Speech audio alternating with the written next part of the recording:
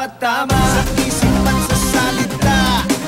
Dapat tama lalong-lalo na Sa huling araw ng ating eleksyon, alamin natin kung ano nga ba ang tamang paraan ng pagboto sa Lunes. At mula sa Barangay 176, Bagong Silang, Caloocan, may live report ang kasama nating si Rhea Santos. Rhea. Good morning mga kapuso. Nandito pa rin tayo sa Barangay 176 Bagong Silang sa Caloocan City. Ang pinakamalaking barangay sa buong bansa na tinatayang maya 125,000 rehistradong botante. Nako, yan po ang bilang ng mga botanteng boboto dito sa pagdating ng Lunes Election 2016. Nagpapatuloy ang ating eleksyon.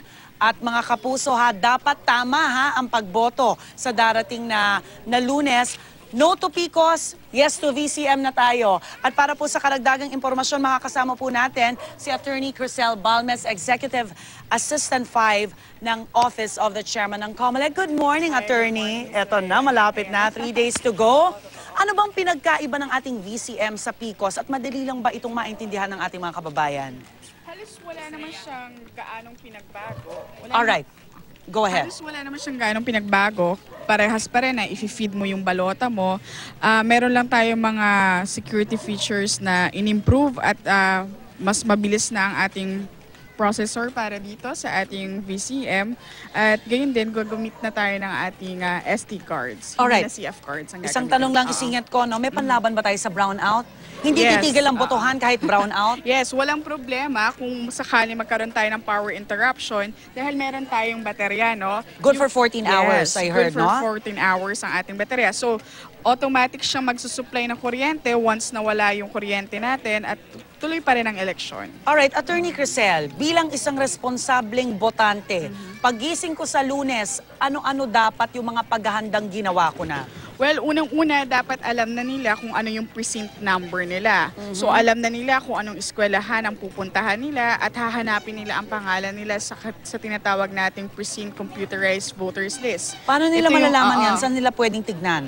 Pwede Attorney? silang tumawag since yung ating system is down pa. So, pwede silang tumawag sa hotline ng COMELEC 525-9296. O Okay. kaya naman ay tumawag sa kanilang mga election officers, no? So, meron din silang listahan para dyan.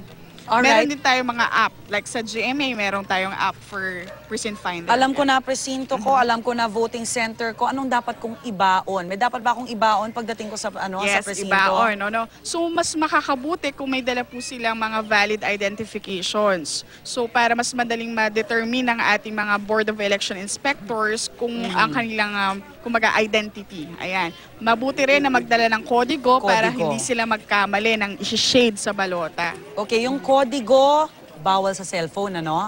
Bawal po ang paggamit ng cellphone. Ayan. So, ilagay na lang sa papel. Isulat sa na papel, lang. kagaya ng dati, sulat lang. Yes. Of course, ang mga final reminders natin para hindi ma-aresto kasi pwedeng arestuhin yung mga kababayan nating lalabag, 'di ba? Katulad magse-selfie ka sa loob o kaya kukunan mo yung balota mo o kaya iuuwi mo yung mga ginagamit sa pagboto. Tama ho ba, oo. Attorney? Bawal iuwi ang ating mga ang ating folder, ang ating COMELEC Markers. marker, yes, at saka ang ating lalong-lalo na ang ating resibo, no?